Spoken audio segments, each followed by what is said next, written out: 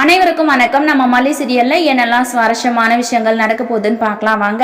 விஜய் பார்த்தீங்கன்னா மல்லி மனோகர் ரெண்டு பேருமே வரல அப்படின்னு சொல்லிட்டு ரொம்ப வருத்தப்படுறாரு. வெளியிலலாம் வந்து தேடிட்டு இருக்காங்க. அது மட்டும் இல்லாமல் நடந்தே போயிட்டு இருக்காரு, மல்லி எங்க மனோகர் எங்க அப்படின்னு சொல்லிட்டு. ஸோ கடைசியாக பார்த்தீங்கன்னா நம்ம விஜய் வந்து மல்லிக்கு கால் பண்ணுறாங்க. மனோகர் கிட்ட சொல்லும்போது மனோகர் வந்து அட்டன் பண்ணி பேசுமா, நம்ம இல்லைன்னு சொல்லிட்டு கண்டிப்பாக மாப்பிள்ளை தேடுவோம் அப்படின்னு சொல்லிட்டு மனோகர் சொல்றாரு. ஆனால் மல்லி என்ன யோசிக்கிறாங்கன்னா, இப்போதான் அவங்க வந்து அவங்களோட குடும்பத்தில் வந்து ஜாயின் பண்ணியிருக்காங்க. ஸோ அவங்க சந்தோஷமா இருக்கட்டும், அவங்களோட லைஃப்ல நம்ம குறுக்கிட வேணாம் அப்படின்ற மாதிரி தான் வந்து மல்லி நினைக்கிறாங்க.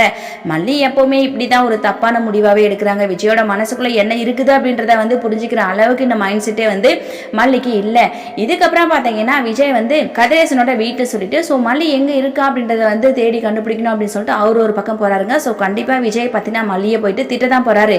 என்னை பத்தி நீ என்ன நினைச்சிட்டு இருக்க, அதாவது ரேணுகா வந்து கதிரேசன் கிட்ட ஒப்படைக்கணும்னு சொல்லிட்டு பேசணும், இப்போ கொண்டு போயிட்டு ஒப்படைச்சிட்டோம், அப்படியே நானும் அதே வீட்டில் இருந்துருவேன்னு சொல்லிட்டு நீ நினைக்கிறியா அப்படின்ற மாதிரி தான் விஜய் வந்து மல்லி கிட்ட ஆர்கியூமெண்ட் பண்ண போறாங்க. ஸோ இது ஒரு பக்கம் இருக்க. இப்போ ரேணுகா பார்த்தீங்கன்னா நிஷா கிட்ட எனக்கு பசிக்குது அப்படின்ற மாதிரி சொல்லிட்டு இருக்காங்க. நிஷாவுக்கு வந்து ரேணுகா மேல ரொம்ப கோவங்க.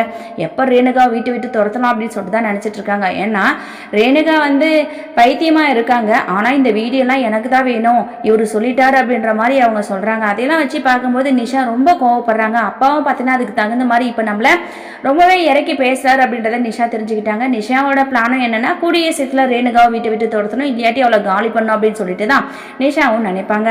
அதுக்கு முன்னாடி ரேணுகா பார்த்தீங்கன்னா சுடராக இருக்கிறாங்க. ஸோ அதாவது கதிரேசனோட சொத்தை எல்லாத்தையுமே எப்படியாவது ஆட்டையை போடணும் அப்படின்னு சொல்லிட்டு தான் சுடர் வந்து இருக்காங்க. ஸோ கண்டிப்பாக கூடிய சீக்கிரம் உண்மை எல்லாமே தெரிய போதா, இல்லை அதுக்கு முன்னாடி இந்த ரேணுகா பார்த்தீங்கன்னா கதிரேசனோட சொத்தை ஆட்டையை போட போறாங்களான்னு சொல்லிட்டு வரப்போற எபிசோட வெயிட் பண்ணி பார்க்கலாம். இந்த வீடியோ பிடிச்சிருந்தா மறக்காம நம்ம சேனலை சப்ஸ்கிரைப் பண்ணுங்க. தேங்க்யூ.